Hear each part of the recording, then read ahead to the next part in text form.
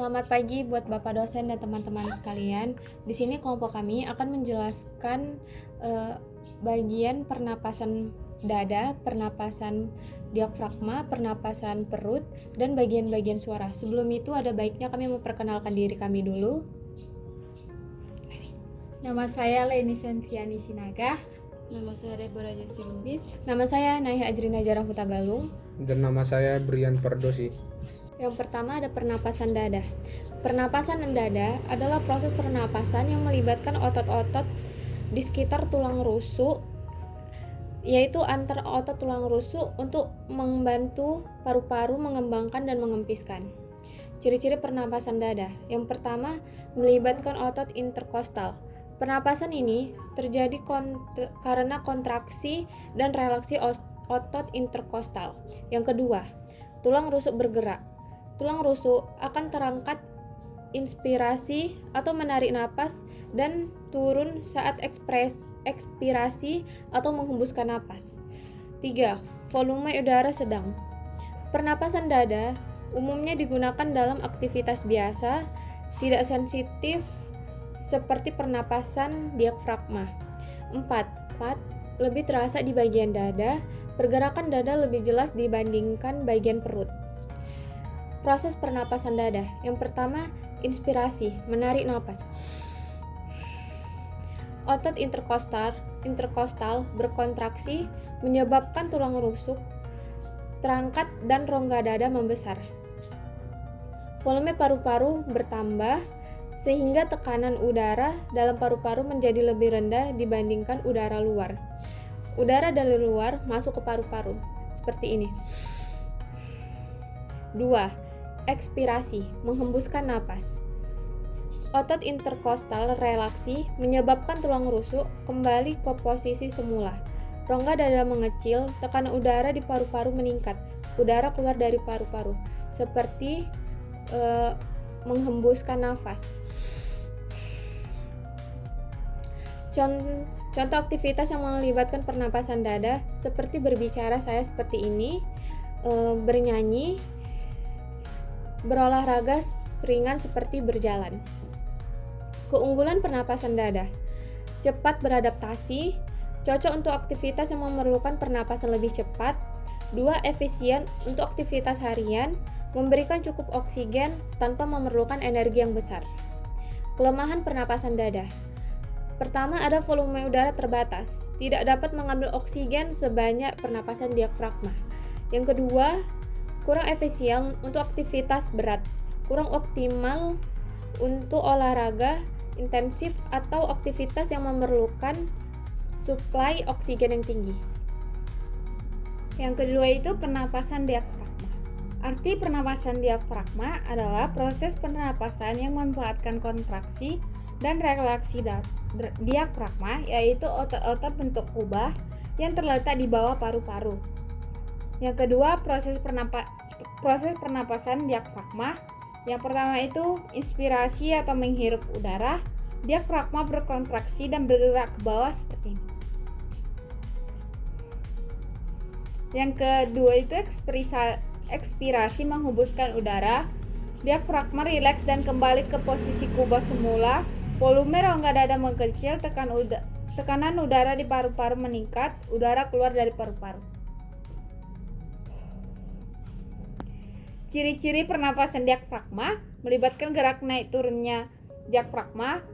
Perut tampak besar saat inspirasi dan mengecil saat ekspirasi. Gerakannya lebih lambat dan dalam dibandingkan pernapasan dada. Contoh pernapasan diafragma: pernapasan saat tidur atau istirahat. Teknik pernapasan dalam olahraga seperti yoga, mediasi, atau menyanyi. Yang kelima, keunggulan pernapasan diafragma. Ya, pertama itu relaksi, membantu menenangkan sistem saraf dan mengurangi stres. Kesehatan paru-paru, mendukung fungsi optimal paru-paru karena udara mencapai bagian terdalam. Yang terakhir itu kelemahan diafragma, butuh latihan, tidak semua orang secara alami menggunakan pernapasan diafragma dengan baik. Dan kurang cepat, tidak secepat pernapasan dada, sehingga kurang cocok untuk kebutuhan oksigen mendesak dalam waktu singkat. Yang ketiga, pernapasan perut. Pernapasan perut adalah jenis pernapasan di mana otot diafragma berperan aktif. Saat diafragma berkontraksi, ia bergerak ke bawah, meningkatkan volume rongga dada sehingga udara masuk ke paru-paru. Ciri-ciri pernapasan perut: yang pertama, gerakan diafragma. Diafragma bergerak ke bawah saat inhalasi dan ke atas saat ekshalasi. Yang kedua, perut terlihat mengembang dan mengempis karena diafragma mendorong organ perut tampak bergerak. Yang ketiga, udara masuk lebih dalam. Pernafasan ini biasanya lebih dalam dibandingkan dengan pernafasan dada. Efisiensi untuk relaksi sering digunakan dalam latihan pernafasan untuk menenangkan tubuh. Proses pernafasan perut: yang pertama, inhalasi. Diafragma berkontraksi turun. Yang kedua, volume rongga dada dapat meningkatkan dan tekanan udara di paru-paru turun. Yang ketiga, udara masuk ke paru-paru. Yang kedua, proses ekhalasi. Diafragma relaksi dan naik kembali ke posisi semula. Yang kedua, volume rongga dada menurun dan tekanan udara di paru-paru meningkat. Yang ketiga, udara dikeluarkan dari paru-paru. Keunggulan pernapasan perut yaitu: satu, lebih efisien, memungkinkan lebih banyak udara masuk ke paru-paru, mengurangi stres. Yang kedua, mengurangi stres, membantu tubuh masuk ke dalam relaksi. Yang ketiga, meningkatkan kapasitas paru-paru, membantu memperkuat otot diafragma. Yang keempat, baik untuk olahraga, memberikan oksigen lebih banyak ke otot selama aktivitas berat. Pernapasan perut: yang pertama, tidak cocok saat pernapasan cepat seperti dalam kondisi darurat atau aktivitas fisik berat. Yang kedua, tidak selalu otomatis. Banyak orang lebih sering menggunakan pernapasan dada secara tidak sadar. Yang ketiga, gangguan pada diafragma. Masalah pada otot diafragma dapat mengganggu proses pernapasan ini. Contoh pernapasan perut saat melakukan yoga atau meditasi, pada bayi yang baru lahir, saat seorang mencoba menenangkan diri melalui teknik pernapasan dalam. Baik, selanjutnya bagian-bagian suara yang terlibat dalam produksi suara. Yang pertama, satu sistem respirasi atau pernapasan. Sistem ini menyediakan tenaga untuk menghasilkan suara. Komponen utama meliputi paru-paru. Organ utama pernapasan menyediakan udara yang dibutuhkan untuk menghasilkan suara. Diafragma, otot utama pernapasan, mengontrol aliran udara masuk dan keluar paru-paru. Otot-otot interkostal, otot-otot di antara tulang rusuk yang membantu proses pernapasan. Bronkus dan trakea, saluran udara yang menghubungkan paru-paru dan laring.